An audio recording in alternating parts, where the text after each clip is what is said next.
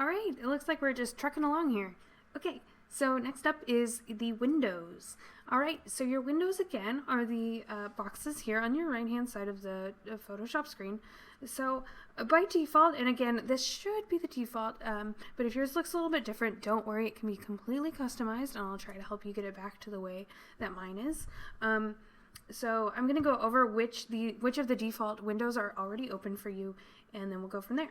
So you'll find that you'll use specific windows all the time, and then you'll never use a lot of other windows.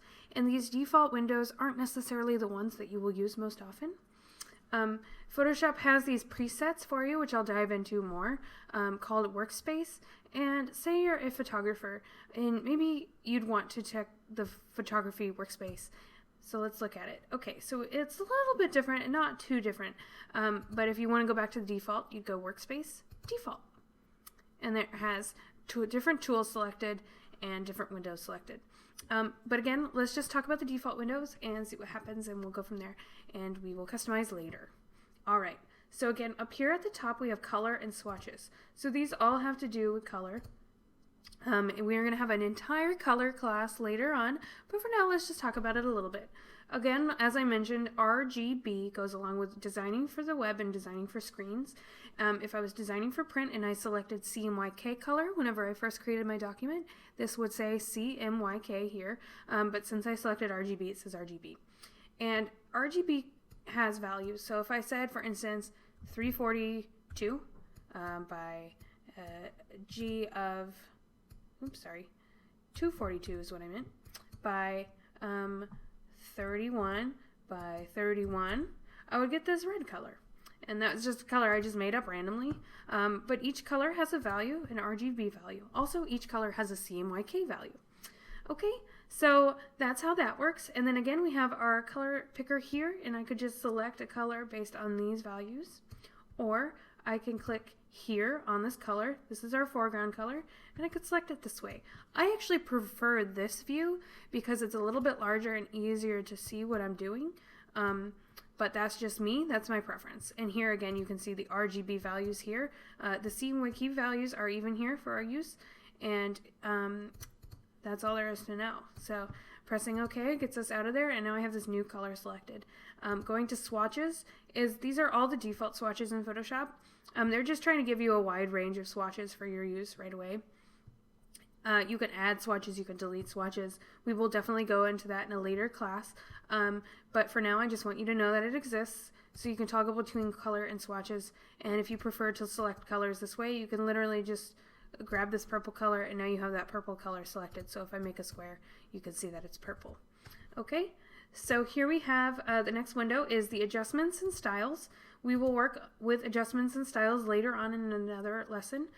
Adjustments, simply just adjust your layers and make them look all sorts of crazy ways. From changing the hue and saturation, we could turn things black and white this way. We can make things brighter, darker, add more contrast. All sorts of things can be done in the adjustments window. Down below is the most important window that we will be using the most often, and this is your layers window. Okay, so your layers are everything in Photoshop. We will be extensively covering layers. They are so important. They just change the way you work. They are my life. I dream about them at night. I wake up thinking about layers. And they're just such an amazing thing in Photoshop.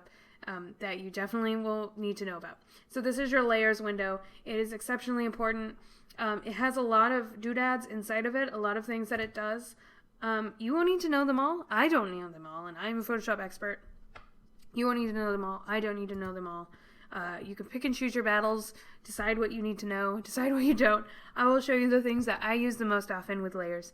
Again, as I just showed you, each of the windows have this little menu here in which there are so many more options.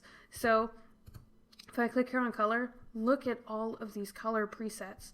So if you're into Pantone colors, which is designing for print mostly, you can see Pantone presets here. You can load swatches. You can reset your swatches back to the default state, which is what we were at anyway.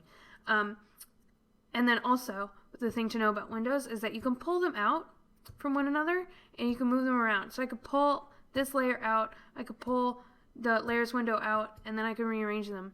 So I could put the layers window at the top if I wanted to. I could move this one down and put it onto the bottom and so on. If I don't want a layer, I can simply put it out here and then press the X. Okay? So that properties window that I just exited out of, that is the window that I never use and I don't care for it. It is up to you if you want to dive into it and figure it out. I'm not going to teach it to you because it's not my thing, but again, up to you. So this layer here, sorry, I moved everything. I can reset this back to the default. So if I go to up here, remember how I showed you window, workspace, and then essentials? Okay, so you also have them here. It's so handy that it's right here. So I'm going to do reset essentials, and it's putting everything back to the way it was. Because I don't actually want it rearranged like I had it. That's no fun. Okay, so let's go up here to history. This window is pretty darn important for me. I love the history window because it allows us to go back in time. I'll show you more on this later, but if you see when I click back, I'm literally going back in time to the last lesson that we were on before. And so clicking up here also goes all the way back to the beginning of what we were doing.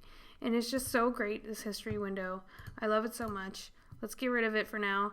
Again, so if we're clicking on a window up here, you'll notice that we have so many other windows that we're looking at, and it's just so great to click these. And the ones that we don't want, we can click them again and deselect them. Again, we definitely want the layers window. That's crazy. So let's click that again to select it again.